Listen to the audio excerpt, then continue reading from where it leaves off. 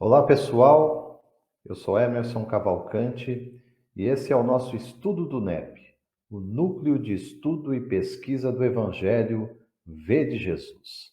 Nossos encontros aqui às segundas-feiras, às 20 horas e 30 minutos, neste estudo conjugado que fazemos entre a codificação bíblica, Antigo e Novo Testamento, e a codificação espírita a partir de Allan Kardec.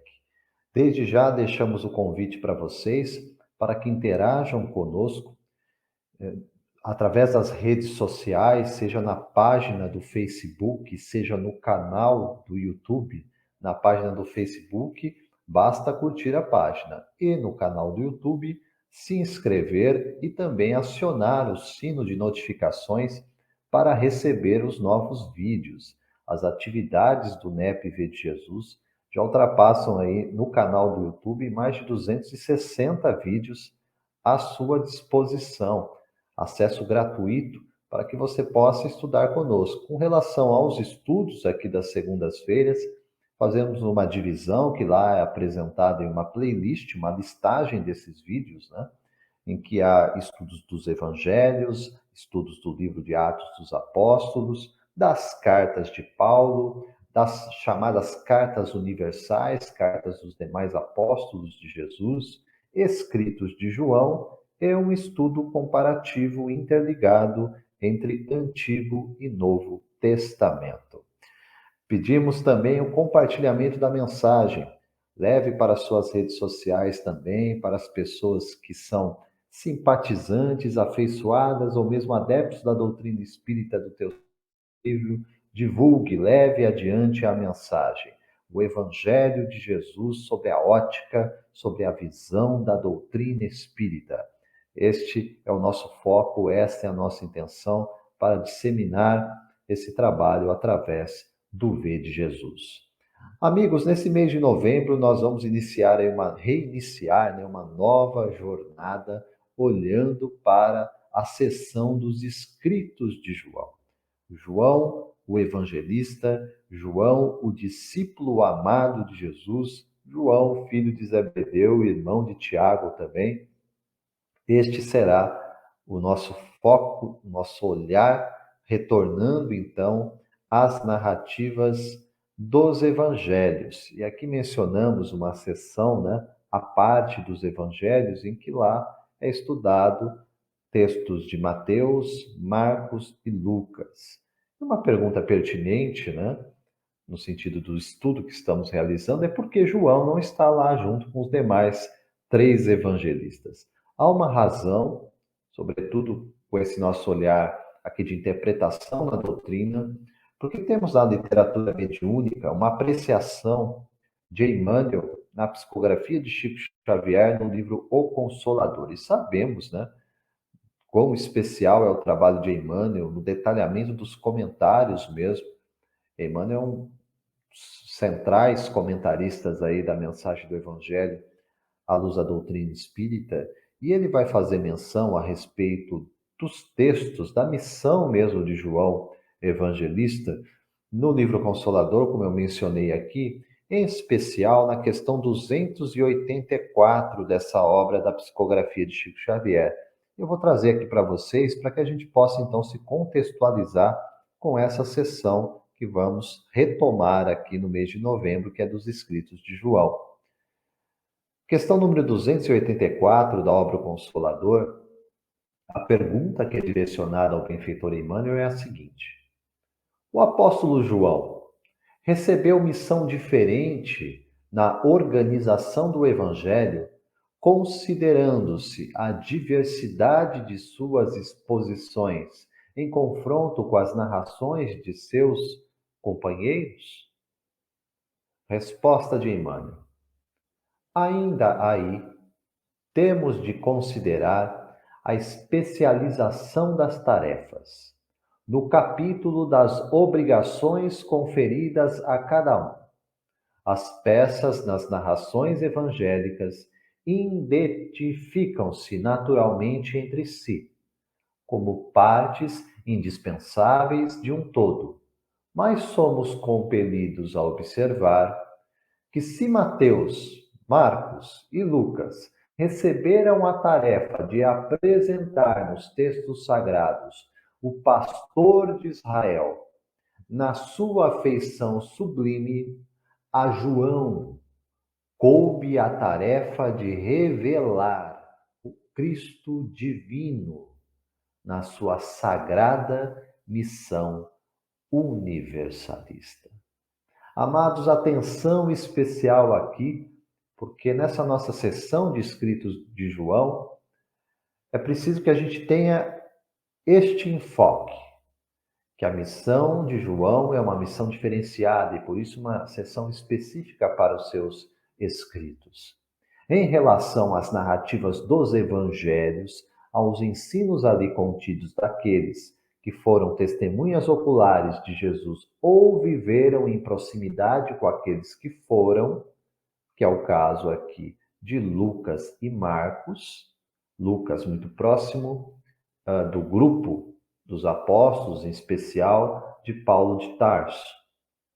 Do outro lado, nós temos Marcos, muito próximo de Pedro, e temos Mateus e João, que pertenceram àquele primeiro grupo apostólico, o grupo dos 12, escolhido especialmente por Jesus. Andaram com ele em torno de 3 anos na sua missão pública e, portanto, experienciaram a presença física, corpórea de Jesus, ouviram de sua boca os seus ensinos, ombrearam com Jesus o trajeto, as caminhadas, a ação de Jesus curando, ensinando, enfim, estiveram presentes lado a lado com o Mestre.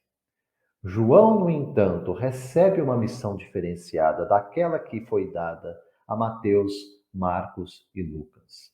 A João, reafirmando Emmanuel aqui na psicografia de Chico, recebeu então João a tarefa de revelar o Cristo divino na sua sagrada missão universalista. Sabemos, pela própria revelação mediúnica na doutrina espírita, e olhando mesmo para os escritos de João, né, isso já se encontra lá no seu evangelho, logo nos primeiros versos, né? João conta isso para a gente. A doutrina vem reafirmar, né, relembrando as palavras de Jesus e detalhando mais essas questões, de que antes do personagem histórico Jesus de Nazaré vir, habitar, estar entre nós, viver no espaço-tempo, portanto, há mais de 2 milênios, antes disso, há o Cristo. Há, portanto, este Espírito que recebeu de Deus a tarefa de tutelar a humanidade terrena, de governá-la, de protegê-la e de reconduzi-la a Deus. Este é o Cristo. O significado do Cristo é o enviado, ungido, abençoado, aquele que fora eleito por Deus para esta missão. Jesus, portanto, toma amorosamente esta missão e espiritualmente age junto com os benfeitores espirituais sob o seu comando para trabalhar milênio após milênio em toda a jornada de progressão dos espíritos que vêm aqui à Terra, retomam os corpos físicos para fazer a sua jornada de aprimoramento, de desenvolvimento, de evolução, como dizemos. E este processo, portanto, que retomamos lá mesmo olhando para os mundos primitivos, onde ainda com grandes dificuldades nós buscávamos a nossa sobrevivência e ainda tínhamos ali um vislumbre apenas da nossa relação com o sagrado, embora compreendendo pela própria aplicação da lei divina de adoração que este é um sentimento inato no homem. A busca pelo sagrado, a busca por este poder divino que nos é apresentado pela doutrina espírita, focado nesse Deus único, o mesmo Deus das Escrituras. O Deus que é a inteligência suprema e que é a causa primeira de todas as coisas. Pois a este Deus que concede ao Cristo a tarefa de nos governar, de nos orientar, de nos tutelar, este mesmo Cristo vem à terra, toma um corpo e apresenta-se com o nome de Jesus. Vivendo em Israel, dividindo as eras e as épocas, e servindo, como reafirma a doutrina espírita, como nosso modelo, como nosso guia, como aquele que é o referencial do que deve ser o ser humano na condição de um filho de Deus. Quando vamos então hoje, retomando esses textos nos escritos de João, olhando para o capítulo 1 do Evangelho de João, lembrando que já tivemos estudos, né, neste primeiro capítulo do Evangelho, do evangelista João, do discípulo amado de Jesus, já estudamos 34 versos, né, nos estudos anteriores. Hoje vamos reiniciar então uma jornada do verso 35 até o verso 51. Esse será o nosso trajeto no mês de novembro. Vamos nos dedicar a esse trabalho, dividindo aqui em vídeos, em temáticas, para melhor compreender. Essa primeira busca nossa, portanto, de compreensão, de detalhamento do Evangelho de João, nesse capítulo 1, nós vamos encontrar então entre os versos 35 e 38. João 1, versos de 35 a 38. Cuja temática, o tema central, é a pergunta de Jesus: que buscais? Aqueles que tiverem aí as suas traduções bíblicas, quiserem abrir e acompanhar conosco, ou quiserem continuar a nos ouvir, nós vamos adotar aqui a tradução da Almeida Corrigida e Fiel, da tradução de João Ferreira de Almeida, para fazer então agora a leitura, como eu mencionei, dos versos 35 a 38 do primeiro capítulo do Evangelho de João. A anotação é a seguinte: no dia seguinte, João Batista estava outra vez ali, e 2 dos seus discípulos com ele. E vendo passar a Jesus, disse: Eis aqui o Cordeiro de Deus. E os 2 discípulos ouviram-no dizer isto e seguiram a Jesus. E Jesus, voltando-se e vendo que eles o seguiam, disse-lhes: Que buscais? E eles disseram: Rabi, que traduzido quer dizer mestre. Onde moras? Essa é a sequência de versos, amigos, do Evangelho de João, aqui o capítulo 1, 35 a 38, para a nossa reflexão. Percebam que há um cenário, há uma situação que já vinha ocorrendo, que é a presença de João, o Batista, conhecido como precursor de Jesus, ou seja, aquele que veio antes para apontar a vinda do Messias. Lembrando que esse Messias era aguardado há milênios. Nós vamos ver as narrativas, as exposições, as falas, o ensino de Moisés e dos profetas, percorrendo os escritos do Antigo Testamento, da primeira revelação, e é recorrente o anúncio da futura vinda desse enviado especial, que representaria a manifestação da expressão da vontade de Deus entre os homens. Eles aguardavam ansiosamente esta vinda. Mas é claro que havia expectativas diferentes, um olhar diferente sobre o que seria esta presença do Messias. Parte predominante desta visão aguardava um Messias guerreiro, alguém que fosse libertar Israel, mas libertar materialmente. Lembrando que Israel vivera sob o jugo, vivera sobre a opressão, a época do Império Romano.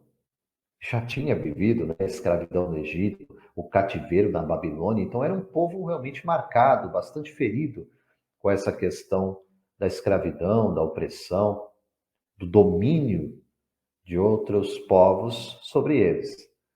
E eles passaram por essa situação mais uma vez sob o jugo do Império Romano. Pois bem, aguardavam eles, portanto, esse Messias, esse descendente, né, de Abraão, esse que seria um filho de Davi, né, vindo daquela linhagem, fora um rei amado em Israel, Davi, e aguardavam então que chegasse o Messias. João Batista, quando começa a sua missão, ele vai apontar para os dois pontos, vamos dizer assim, referenciais centrais da mensagem do Evangelho.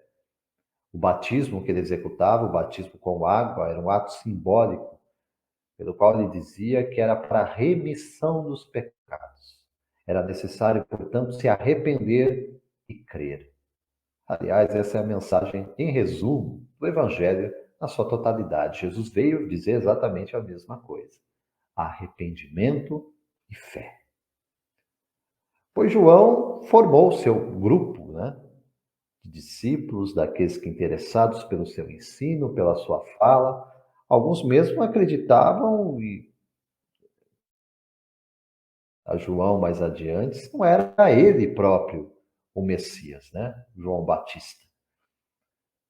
E João negara. Diria mais adiante, né? Que ele não era digno sequer de amarrar as correias das sandálias do Messias. Mas lembrando que o próprio Jesus mais adiante vai falar a respeito de João Batista e dizer que dos nascidos de mulher, daqueles que, portanto, viveram entre nós, aqui no gênero humano sobre a terra, daqueles que nascidos de mulher, vivendo dentro dessa condição de mundo de provas e expiações, nenhum fora maior do que João. É claro que Jesus se põe fora desta condição, porque ele é o modelo, ele é o referencial, mas é um espírito que já alcançou aquilo que nos cabe desenvolver.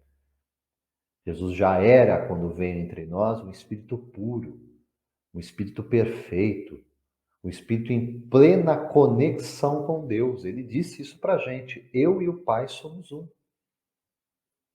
Essa perfeita identificação da individualidade de Jesus com o nosso Pai Criador. O convite é a exemplificação do Mestre para que façamos essa mesma jornada, acompanhados por Ele. Pois não é isso que João está indicando aos seus discípulos? Vejam bem, era muito recorrente àquela época que mestres populares, rabis eram assim chamados, né, ensinavam fora do espaço, vamos assim dizer, oficial da religião hebraica, da religião judaica, em que se ensinava Moisés nas sinagogas, em que havia a ritualística, né, o culto, a oferta, né, em sacrifícios no templo de Jerusalém, mas na sinagoga se ensinava a lei de Moisés, que é o que eles conheciam de revelação divina, aquilo que nós hoje temos aí fechado nas nossas traduções bíblicas como Antigo Testamento. Esse era o referencial de ensino, esta era a forma pela qual o povo hebreu, o primeiro povo monoteísta, crendo em um só Deus, tinha para desenvolver, entender, ir adiante na compreensão da sua relação com o sagrado, na compreensão desse Deus único, qual a aplicação que ele tinha na vida deles. Pois nós vamos olhar João, como eu disse, era recorrente que mestres populares ensinassem fora das sinagogas, então ele tem essa missão pública, essa missão para fora. Ele era muito relacionado aos antigos profetas, tanto no aspecto físico, como ele se apresentava, como naquele ímpeto de anúncio da mensagem. Lembrando que há um período aí entre o último dos profetas relacionados no Antigo Testamento, que é Malaquias, há um período que se chama de intertestamentário. em torno de 400 anos em Israel, em que não houve a presença, a anunciação de um outro profeta semelhante àqueles do Antigo Testamento. Nenhum fora reconhecido em Israel nessa condição. Mas depois de 400 anos surge João Batista e o pessoal já percebe que era alguém diferenciado, que vinha trazendo consigo aquela tradição dos antigos profetas que por um milênio reencarnaram em Israel para trazer a centralidade da mensagem do Deus único e da vinda do Messias e as implicações disso para nós. Pois João vem e junto de dois deles nesse relato, de João, discípulo de Jesus, de João o Evangelista, né, tratando aqui sobre João o Batista, diz então que ali, com dois dos seus discípulos, ele vê passar Jesus. Jesus passa por eles. E João, cumprindo a sua missão de anunciador do Messias, diz o quê? Eis o Cordeiro de Deus. A figura emblemática, simbólica do Cordeiro, nós encontramos em todas as tradições hebraicas, especialmente dentro da ritualística da oferta em sacrifício, que simbolizava aqueles cordeiros imaculados, né, de tenridade, sem mancha, sem mácula, que eram levados para os sacrifícios no Templo de Jerusalém, prefiguravam o futuro Cordeiro sem mácula, sem mancha, puro, que seria o Messias. Vendo passar Jesus diante desses dois discípulos e dele próprio, João anuncia: eis o Cordeiro de Deus. É ele. Ele chegou. É Jesus. Lembrando que também sabemos, tanto pela historicidade do cristianismo quanto pela revelação mediúnica, que João Batista e Jesus de Nazaré eram primos.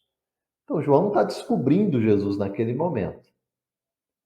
Mas é claro que por inspiração, é claro que por revelação especial, João fora destacado para esta missão e a ele foi dado saber de que o seu primo era aquele Messias aguardado.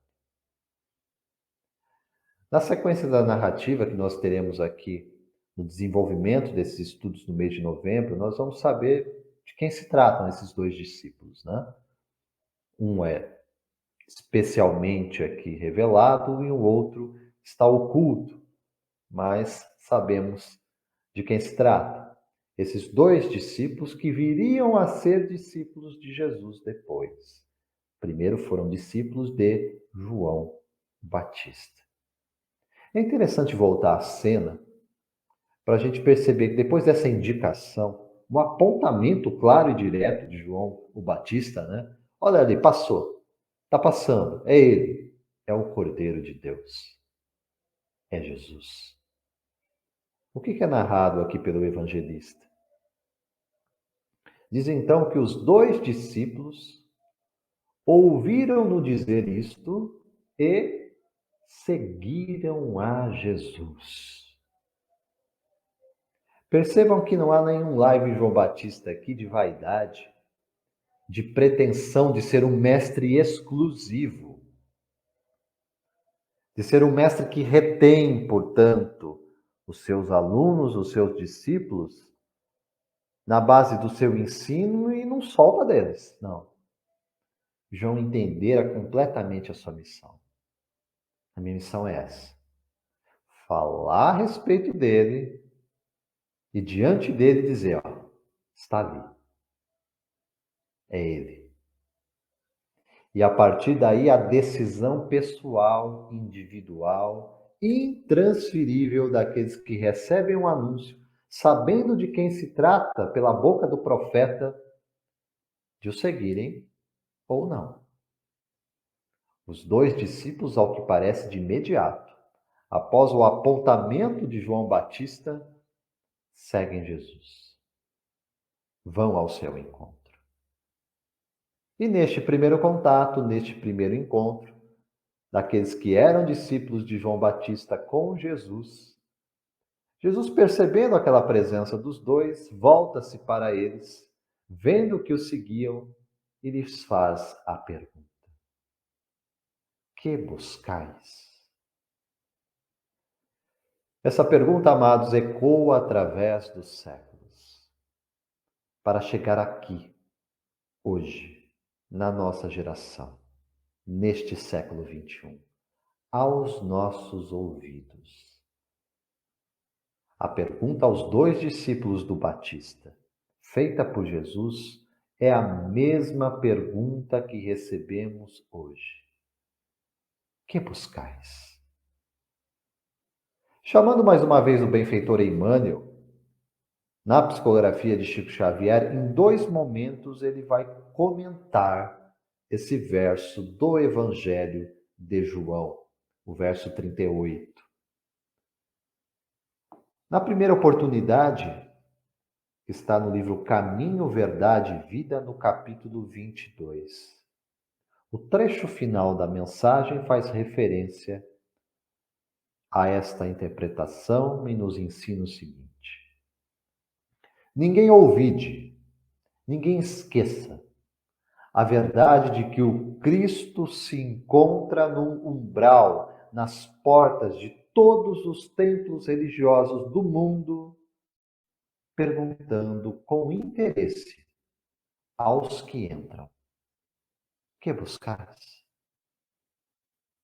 E no segundo momento, também Emmanuel, também por Chico, no capítulo 54 da obra O Espírito da Verdade, mais uma vez, interpretando João 1,38, Emmanuel comenta: analisa o que fazes, observa o que dizes, medita em torno de tuas aspirações mais ocultas. Que resposta forneces à indagação do Senhor? Quem segue o Cristo, vive-lhe o apostolado. Serve, coopera e caminha avante, sem temor ou vacilação. Lembrando-te de que o Verbo da verdade incide sobre nós, cada dia, perguntando incessantemente: que buscais? Amigos, este é o questionamento. Esta é a pergunta. E esta deve ser a nossa busca incessante, pela via do autoconhecimento. Não é necessário aqui que venhamos a dar uma resposta externa, para fora. A pergunta é de fora o íntimo. É para ser, portanto, apreciada no nosso mundo interior, em meditação, em reflexão, mas em conversa com Cristo. E nessa nossa conversa com Ele, da mesma forma que Ele estava dialogando com aqueles que foram discípulos de João Batista e que o seguiam, Jesus faz esta pergunta. E os dois discípulos, voltando a Jesus, questionam: Rabi, traduzido quer dizer mestre. Eles tornam a pergunta querendo saber: mestre, onde moras? Com esses dois questionamentos, amados, iniciamos essa nossa jornada de reflexão nesse primeiro capítulo do Evangelho de João, a partir do verso 35. Que buscais? É a primeira pergunta para nós.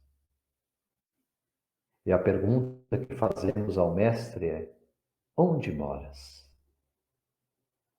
Aí se aponta uma via, aí se expressa um trajeto, aí se abre para nós um caminho, o que buscamos e onde Jesus se encontra. O convite é este, amados. Vamos juntos nessa trilha? Vamos caminhar conjuntamente no entendimento dessa mensagem? Porque eu tenho certeza que neste auto-encontro está a revelação que precisamos do que aqui viemos fazer, do que viemos desempenhar nessa terra, nessas algumas décadas que passamos por aqui. E este norte que traz para a gente valor, sentido e a realidade do que é estar vivendo a experiência na carne aqui na terra, será foco das nossas próximas reflexões. Estejam convidados nesse mês de novembro, na sessão dos escritos de João, olhando aqui para essa sequência a partir de João 1:35, vamos desenvolver esses cenários, essas conversas, essas exposições, esses ensinos de Jesus nessa nossa jornada de autoencontro na busca do sagrado. Amados, fica o convite, portanto, mais uma vez aqui, convidando para as redes sociais do NEP, seja pela página do Facebook, basta curtir, seja pelo canal do YouTube. Se inscreva, acione o sino de notificações, receba os novos vídeos. Aqui, codificação bíblica e codificação espírita sob a luz do Evangelho de Jesus.